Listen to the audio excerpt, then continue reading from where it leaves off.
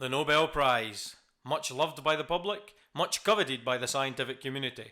Just yesterday, the winners of the Prize for Physics 2019 were announced, and the field that I'm most passionate about, extrasolar planets, was jointly awarded the medal this year with cosmology. So let's take a look at the reasons why Professors Michel Mayor and Didier Queloz were awarded the prize this year for their fantastic discovery of the planet orbiting the star 51 Pegasi. Science violation. News flash.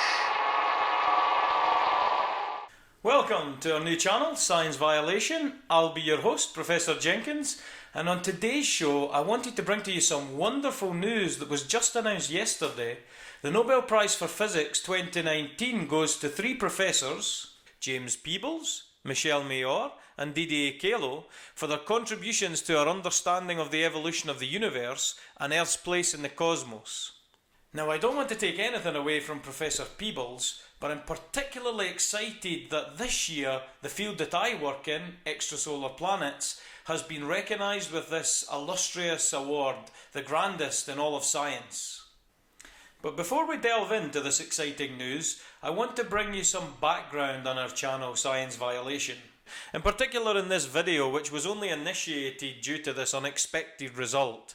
In fact, I was already working on the first video for the channel, and I won't say too much more, but what we're going to discuss in that video is going to be known in the future as a classic blunder of epic proportions by one of our best loved franchises. Okay, so coming back to our story. Half of the Nobel Prize for Physics this year was awarded to Professor Peebles for his theoretical discoveries in physical cosmology, and the other half of the prize goes jointly to Professors Mayor and Queloz for their discovery of an exoplanet orbiting a sun-like star, 51 Pegasi. Firstly, I would like to raise a glass in celebration to these three dedicated scientists for their contributions to their respective fields. In particular, to Michel Mayor and Didier Queloz for launching the field of exoplanets, the one that I find myself working in now. I remember back in 1995 when I read about the discovery of 51 Pegasi b. I was in my bath at the time reading my subscriptions to Astronomy Now and Sky and Telescope magazines.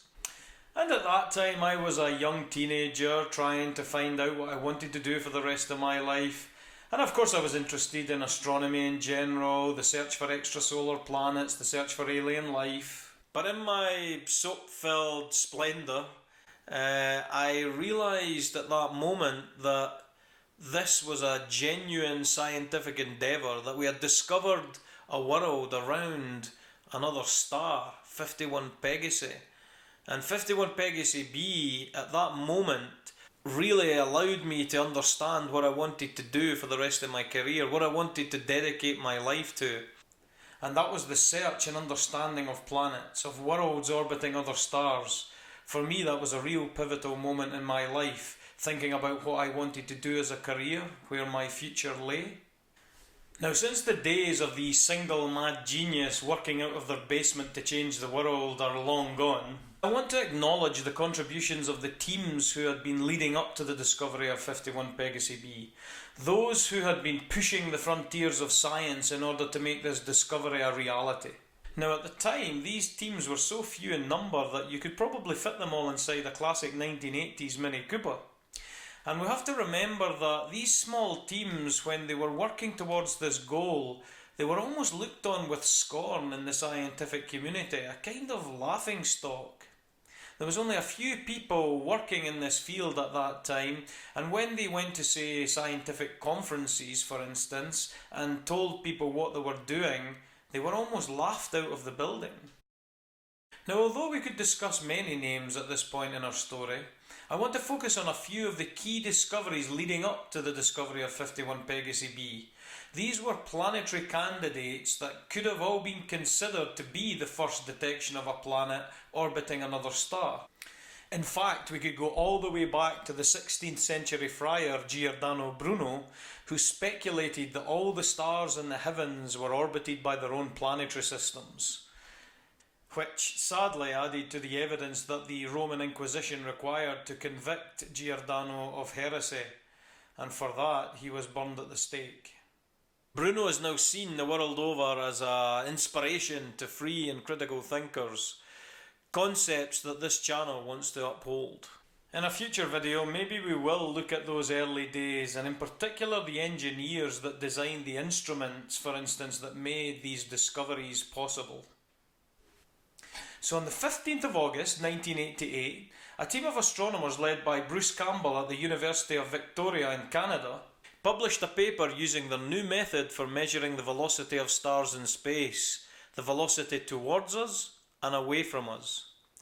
Now this wobble occurs due to the gentle pull of the star by the planet, the gentle gravitational tug as the planet moves around its orbit, causing the star to also orbit a common centre of mass. Now we can measure that movement towards us and away from us, and subsequently this method is called the radial velocity technique or the Doppler wobble technique. What Campbell's team were able to do was to use something called a hydrogen fluoride gas cell and place it in front of the instrument called the spectrograph that they were using to measure the Doppler velocities, and they could measure stars with velocities of only 10 to 20 meters per second or so, which was a huge jump considering before and prior we were looking at precisions of hundreds of meters per second. Erring on the side of caution here meant that they were assuming that the trend they saw in the data was due either to a small star or a brown dwarf. Brown dwarfs are the missing link between stars and planets, not massive enough to fuse hydrogen in their cores like stars, yet massive enough that they can fuse lighter elements like deuterium, things that planets cannot do. Others speculated on the reality of the signal also, stellar or substellar. Well, it turns out they had actually discovered a giant planet on a long period orbit around the star Gamma Cephei. In 2003, a team led by Arti Hatzi's and containing Bruce Campbell was able to show that the object had a minimum mass of only a few times that of Jupiter and orbits the star every 2.5 years more or less. Now Gamma Cephei is a giant star, very different from the Sun. But only the following year, on the 4th of May 1989, a team led by Harvard astronomer Dave Latham found a signal originating from the star HD 114762, which they again attributed to the presence of a probable brown dwarf. Now again, subsequent follow-up revealed this to be a genuine exoplanet candidate detection. And this star is much more similar to the Sun when compared to, say, Gamma Cephei, for instance. Also, this team had mapped the full orbit of the companion, and they found that it had a minimum mass of around 11 times that of Jupiter. Now that's right at the upper boundary of the planets, at the brown dwarf planet boundary, and this in itself was a very interesting discovery. So although this could have been considered to be the first extrasolar planet candidate orbiting a Sun-like star, the consensus at the time was a little different, and it never quite had the impact that the later discovery of 51 Pegasi b had. And just to throw a spanner in the works, a new paper was submitted for publication and made available to the public at the time I was editing this video. The work from Flavie and Kiefer makes use of data from the Gaia spacecraft to arrive at the conclusion that the companion to HD 114762 is most likely a small star or brown dwarf and not a planet at all. Now Gaia was launched by the European Space Agency in 2013, and the primary goal of the mission is to precisely measure the positions and velocities of over 1 billion stars in the galaxy. However, as shown in this work by Kiefer, it can also be used to detect companions to these stars, and in this case, it seems that the system is so highly inclined when compared to our observational plane that the companion is significantly larger than the radial velocity data suggests. And this would make the system a binary, and hence the companion, HD 114762b, could not lay claim to being the first exoplanet discovered orbiting a Sun-like star if these results are confirmed. And that would then mean it would pass the torch back to 51 Pegasi b. The next announcement of possible worlds orbiting stars other than the Sun came from a very unexpected source. The radio astronomers Alex Walshan and Dale Frail announced a low-mass planetary system orbiting the dead star PSR 1257 plus 12. Now, this object is the remnant core of a long dead star, a so-called pulsar, which is a spinning neutron star. Now, pulsars are small cores that emit a lot of energy every time they spin once on their axes, and we can use large ground-based radio telescopes here on Earth to measure those pulses. Now, the pulse timing series is so precise that if we measure even small deviations from that series, from the pulse train, then we can infer that possibly the pulsar has a system of planets or a system of companions in orbit around it. It was exactly these precise timing measurements that in 1992 allowed Alex and Dale to announce the existence of a planetary system orbiting this dead star. Now, this was very controversial at the time. Pulsars are formed by the explosion and death throes of giant stars. They're the remnant material, the remnant cores of these exploding stars. And so nobody thought it was possible for a planetary system to exist in such a hostile environment. However, the subsequent confirmation of this planetary system and the discovery of an additional planet orbiting this pulsar demonstrates to us how robust planet formation really is in the cosmos. Now, coming back to the radio velocity method.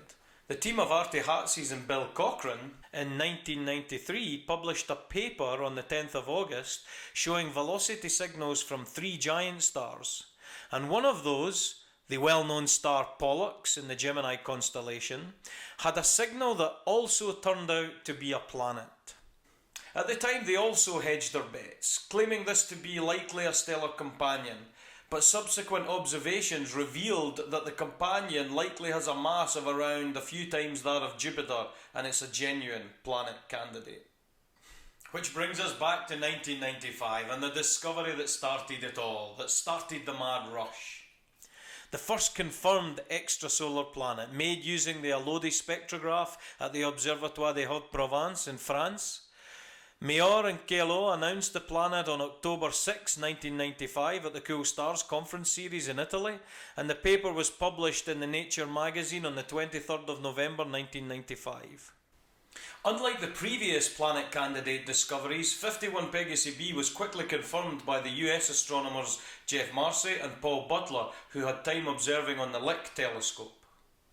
Unlike Mayor and Queloz, who believed in stabilising instruments as much as possible, removing the need for a gas cell to track unwanted changes in the frequency of the observations, which is the main source of noise we wanted to remove, Marcy and Butler had continued the work of Campbell's group, using gas cells, and Butler had been searching for a more viable gas than hydrogen fluoride. He arrived at the gas iodine, which turned out to be an excellent gas, stable, and with many lines in the optical spectrum that can be used to calculate the velocities of these stars. So within a couple of weeks they were able to confirm the reality of the planet, and with this independent confirmation, the rest is history. Now the plot you see here are the observations made by Marcy and Butler whilst confirming the planet, and contrary to what was shown in the official Nobel announcement, is not the observations made by Mayor and Queloz. It's interesting to note that Marcy and Butler never had the computing power to analyse the data quickly that they were taking at the telescope. In fact, it wasn't until after the discovery of 51 Pegasi b that they were awarded a computer bank that allowed them to do this quick analysis. And lo and behold, they found a number of planetary systems that were hiding in their data for a few years prior to the discovery of 51 Pegasi b. In particular, the planet orbiting the star 70 Virginis.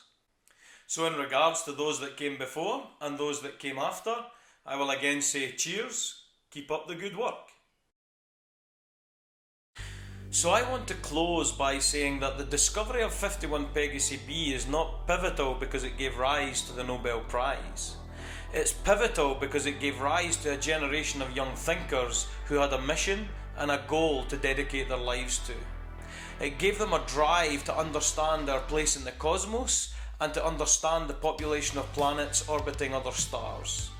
And it also showed us that our solar system was likely just one of many, our planet just a grain of sand in an almost endless cosmic beach.